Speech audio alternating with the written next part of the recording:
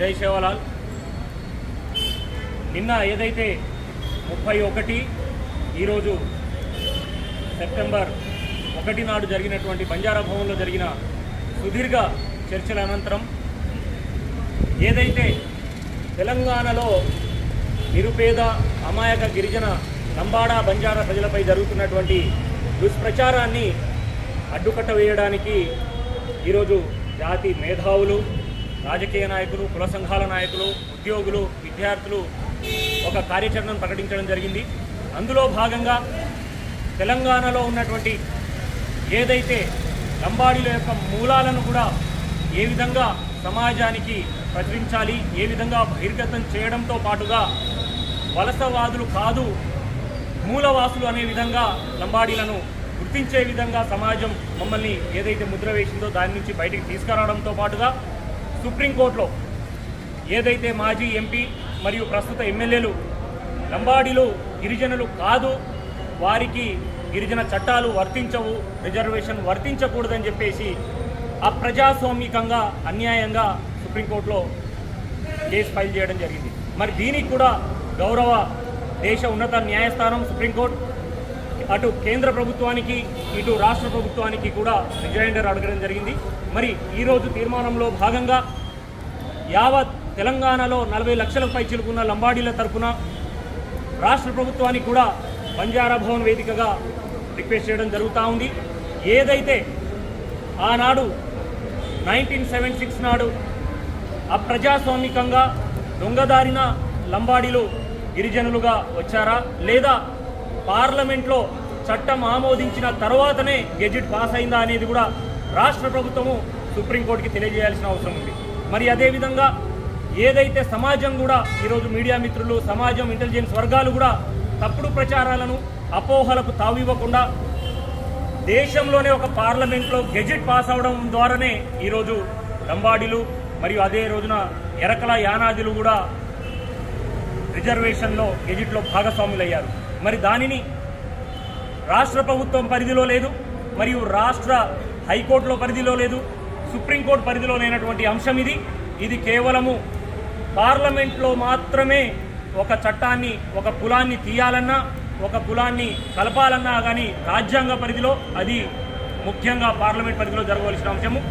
దీనికి కూడా ఉన్నత న్యాయస్థానం సుప్రీంకోర్టు ఇచ్చిన ఏదైతే అడిగినటువంటి రిజైండర్ని గౌరవిస్తూ ఉన్నాము, దానిని కూడా మేము గౌరవప్రదంగానే ఈరోజు ఎవరి యొక్క హక్కుని కాలరాయట్లేదు, ఎవరి యొక్క ఆస్తులను కొల్లగొట్టట్లేదు, ఎవరిని కూడా ఈ తెలంగాణలో లంబాడీలు కష్టజీవులుగానే ఈ రోజు కూడా తెలంగాణలో తినడానికి లేనటువంటి లంబాడా బిడ్డలు ఈరోజు తండాలో కనబడుతూ ఉన్నారు. ఈ రోజు కూడా కూడు గూడు గుడ్డ లేకుండా కడుపులో పుట్టినటువంటి పిల్లలను కూడా అమ్ముకునే పరిస్థితి ఈరోజు తెలంగాణలో కనబడతా ఉన్నాయని కేంద్ర ప్రభుత్వం యొక్క నివేదిక ఇప్పుడు చెప్తా ఉంది. ఈరోజు వైద్య వ్యవస్థలో నేషనల్ ఏదైతే హెల్త్ వ్యవస్థ ఉందో ఈరోజు అత్యధిక భ్రూణ హత్యలు జరుగుతుంది కూడా అమాయక తండాలోనే జరుగుతుందని కూడా ఒకవైపు చెప్తా ఉంటే, మరోవైపు లంబాడీలు బాగుపడ్డారు, లంబాడీలు దోచుకుంటా ఉన్నారు, లంబాడీలను తరిమి కొట్టాలనే విధంగా చేస్తున్నటువంటి ఈ అసత్య ప్రచారాన్ని ఎక్కడ కూడా తావివ్వకుండా అమాయక గిరిజన పేద బడుగు బలహీన వర్గాలను అందరి అభివృద్ధిలో భాగంగానే సమాజం కూడా ఆలోచించాలి. ఈరోజు ఏదైతే మా ఆదివాసీ సోదరులకు ఏదైనా అన్యాయం జరిగితే దాన్ని చర్చలోకి తీసుకురావాలి. నాకు ఇది అన్యాయం జరిగిందని అడగాల కానీ పక్కవాడికి అన్యాయం చేయాలని అడగడము దుర్మార్గకరమైనటువంటి ఈ వాదనను యావత్ సమాజం కూడా గుర్తించాలి.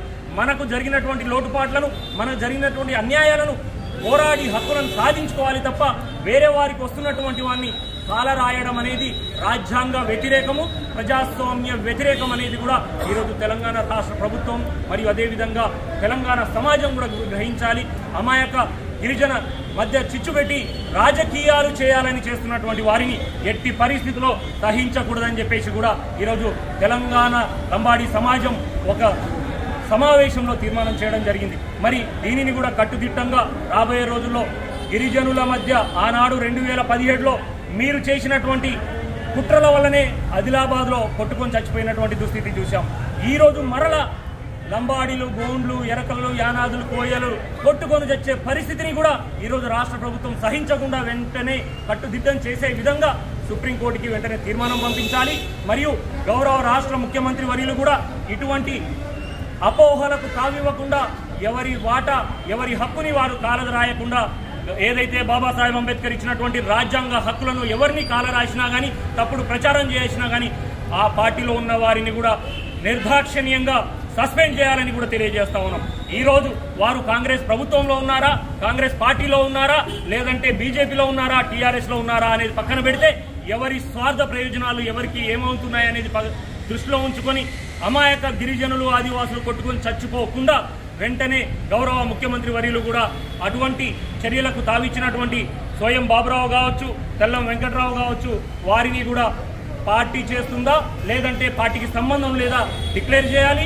అదేవిధంగా వారిపైన ఏదైతే ఇద్దరు మీ పార్టీలో కొనసాగుతున్నటువంటి ఎమ్మెల్యేల పైన వెంటనే చర్యలు తీసుకొని బహిర్గతం చేసి సస్పెండ్ చేయాలని కూడా డిమాండ్ చేస్తా ఉన్నాం. ఎందుకంటే ఇటువంటి మేధావి వర్గము ఈరోజు అసెంబ్లీలో కూర్చున్న వర్గమే ఈరోజు తప్పుడు వ్యాఖ్యలను తప్పుడు వ్యవస్థను సమాజాన్ని తప్పుదో పట్టిస్తూ ఉన్నారు. కాబట్టి అటువంటి వారికి వెంటనే ఈ కేంద్ర రాష్ట్ర ప్రభుత్వాలు కూడా వెంటనే తీర్మానం చేసి ఇది ఎట్టి పరిస్థితుల్లో రాజ్యాంగబద్ధంగానే జరిగింది అనేది కూడా ఒక తీర్మానం చేసి సుప్రీంకోర్టు ద్వారానే ఈ వార్త వెలువరేలాగా సహకరించాలని చెప్పేసి ఈ ట్రాన్స్పరెన్సీని ప్రతి ఒక్కరికి రీచ్ అయ్యే విధంగా తెలియజేయాలని చెప్పేసి ఈ అవకాశం ఇచ్చినటువంటి మీడియా మిత్రులకి మరియు మా కుల సంఘాల నాయకులకు ప్రత్యేక ధన్యవాదాలు తెలియజేస్తూ జై తెలంగాణ, జై భారత్, జై బంజారా.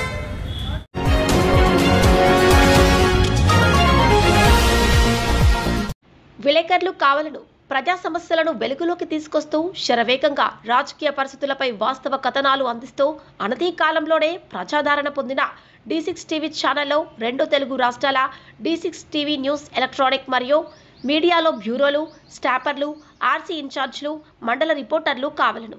అనుభవజ్ఞులకు ప్రాధాన్యం, కొత్త వారికి ప్రోత్సాహం. మీరు జిల్లా స్టాపర్లు, మండలాల రిపోర్టర్లు, నియోజకవర్గాల్లో పనిచేయాలనుకుంటున్న కేంద్రాల్లో ఖాళీల వివరాల కోసం 9440195115 మరియు 7981228502 మీ బయోడేటా పై నంబర్కి వాట్సాప్ ద్వారా పంపగలరు. D6 TV news channel Andhra Telangana incharge Rathod Tirumala Naik.